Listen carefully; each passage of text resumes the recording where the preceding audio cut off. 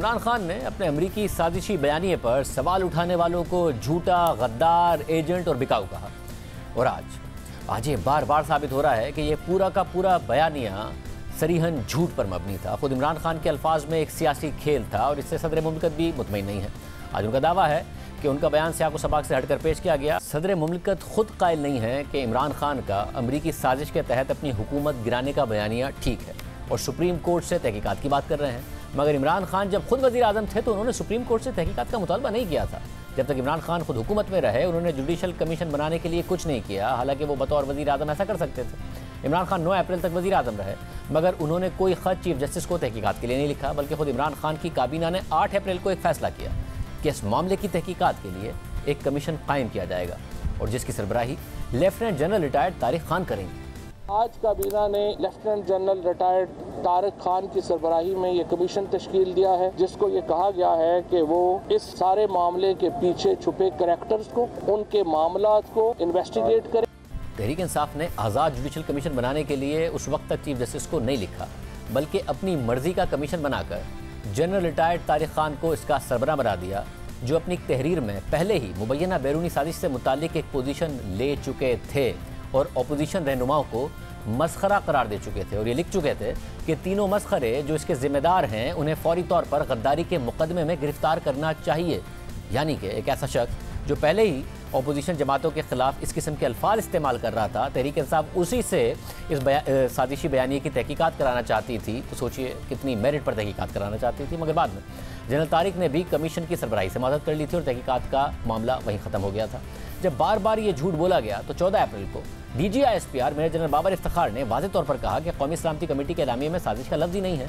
Demarche सिर्फ साजिश पर नहीं किया जाता। और उसके बाद 22 अप्रैल को वज़ीर आज़म शहबाज शरीफ की ज़ेर सदारत कौमी सलामती कमेटी का इजलास हुआ, जिसके एलामिये में कहा गया कि प्रीमियर सिक्योरिटी एजेंसीज़ ने एक बार फिर कमेटी को बताया कि उन्हें किसी साजिश का कोई सबूत नहीं मिला, लिहाजा कौमी सलामती कमेटी यह करार देती है कि कोई बैरूनी साजिश नहीं हुई है।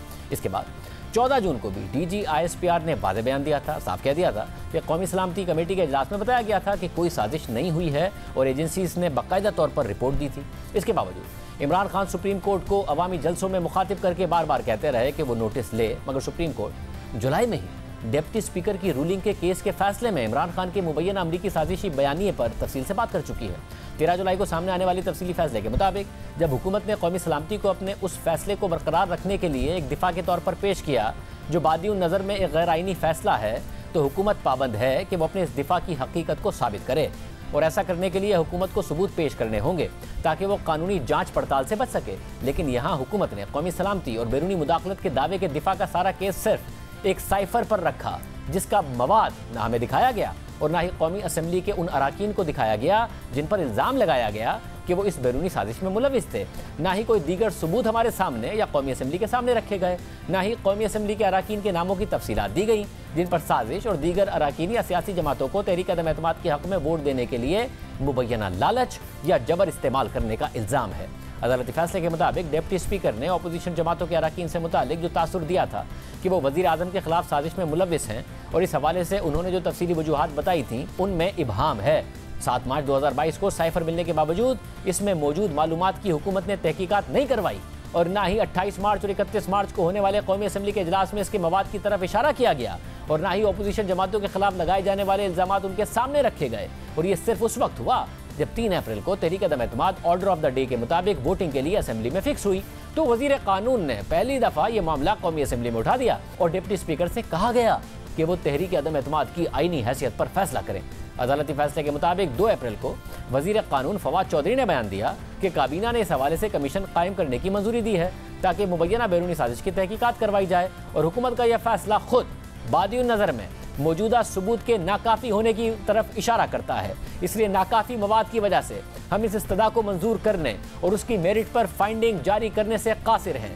अदालती फैसले के मुताबिक मुदाखलत से मुतालिक जो वाहिद मालूमात हमारे सामने मौजूद है वो डिप्टी स्पीकर की राय है कि एक बैरूनी रियासत पाकिस्तान की सालमियत के खिलाफ साजिश कर रही है, लेकिन ना ही डिप्टी स्पीकर की रूलिंग और ना ही उनकी तफसीली वजूहात ये दावा करते हैं कि साइफर से यह जाहिर होता है कि अपोजिशन जमातों के किसी भी रुकन ने वजीर आज़म और उनकी हुकूमत को घर भेजने के लिए किसी बैरूनी रियासत से रब्ता किया और इस हवाले से काबिल एतमाद सबूत की अदम मौजूदगी में अदालत को हुकूमत का यह दिफा कबूल नहीं कि डिप्टी स्पीकर की तरफ से आइन के आर्टिकल 95 की खिलाफ वर्जी को कौमी सलामती के नाम पर अदालती जांच पड़ताल से तहफ़्फ़ुज़ हासिल है। अदालती फैसले के मुताबिक हुकूमत का यह मौक़िफ़ है कि अदालत कौमी सलामती के दिफा और पाकिस्तान की सालमियत की खिलाफ वर्जी के इल्ज़ामात का खुद नोटिस ले, इसकी कोई नज़ीर मौजूद नहीं है और सबूतों की अदम मौजूदगी में अदालत के पास इंक्वायरी के आगाज़ का दायरा कार ही नहीं है। और जहाँ तक स्पीकर की तरफ से तहरीक अदम एतमाद को मुस्तरद करने का मामला है तो ना ही आइन और ना कौमी असम्बली के रूल्स स्पीकर या डिप्टी स्पीकर को ये अख्तियारात देते हैं कि वो तहरीक अदम एतमाद को नाकाबिल समात करार देकर एक रूलिंग के जरिए मुस्तरद कर दें।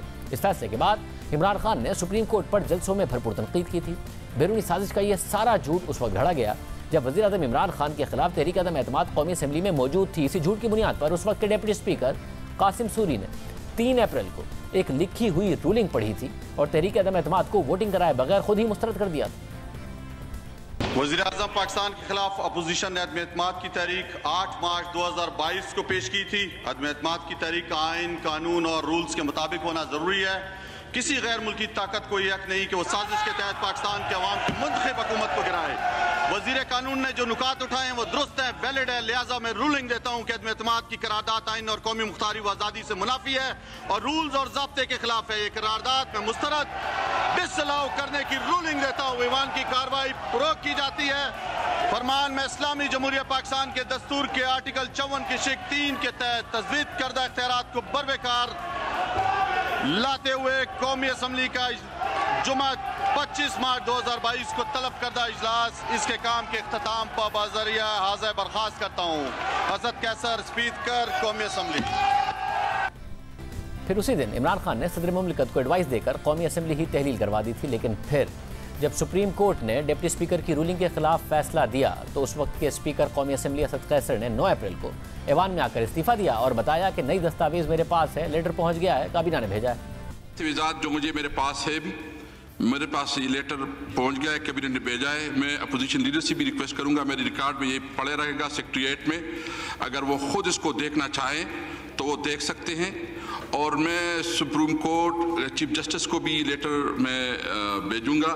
मैंने फैसला किया है कि मैं स्पीकर के ओहदे पे मजीद नहीं रह सकता और मैं अपने ओहदे से इस्तीफा देता हूँ।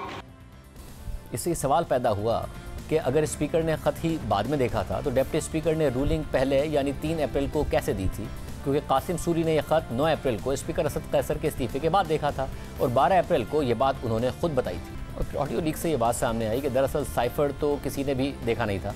एक मीटिंग के मिनट्स थे जिनकी बुनियाद पर एक आइनी तहरीक अदम एतमाद को सबूतात कर दिया गया, कौमी असम्बली को तहलील कर दिया गया और मौजूदा हुकूमत को गैर आइनी और इम्पोर्टेड कह दिया गया। इसके बावजूद इमरान खान सुप्रीम कोर्ट को अवामी जलसों में मुखातिब करके बार बार कहते रहे कि वो नोटिस ले, मगर सुप्रीम कोर्ट जुलाई में ही डिप्टी स्पीकर रूलिंग केस के फैसले में इमरान खान के अमरीकी साजिशी बयानिए पर तफसील से बात कर चुकी है, जो हमने आपके सामने रख दी।